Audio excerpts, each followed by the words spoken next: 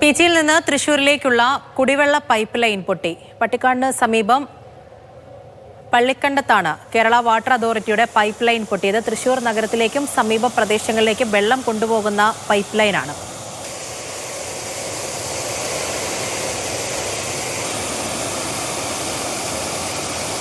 MS Lishoy വിവരങ്ങളുമായി ചേരുന്നുണ്ട്. ലിഷോയ്, ഇപ്പോഴും പ്രതിസന്ധി തുടരുകയാണോ?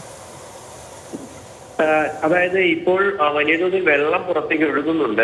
ഇപ്പോഴും അത് തകരാർ പരിഹരിച്ചിട്ടില്ല. പക്ഷേ അത് പൂർണ്ണ തോതിൽ കുടിവെള്ള വിതരണമോ മറ്റൊന്നും തന്നെ നിലയ്ക്കാനുള്ളൊരു സാഹചര്യത്തിലേക്ക് എത്തിയിട്ടില്ല. പക്ഷേ അറ്റകുറ്റപ്പണി ഉടൻ തന്നെ നടത്തി ആ ലീക്ക് അടച്ചില്ലെങ്കിൽ വരും ദിവസങ്ങളിൽ തൃശൂർ നഗരത്തിലേക്ക് ഉൾപ്പെടെയുള്ള വെള്ളത്തിന്റെ വിതരണം അത് ഒരുപക്ഷെ തടസ്സപ്പെടാൻ സാധ്യതയുണ്ട് എന്നുള്ളതാണ് പറയപ്പെടുന്നത്.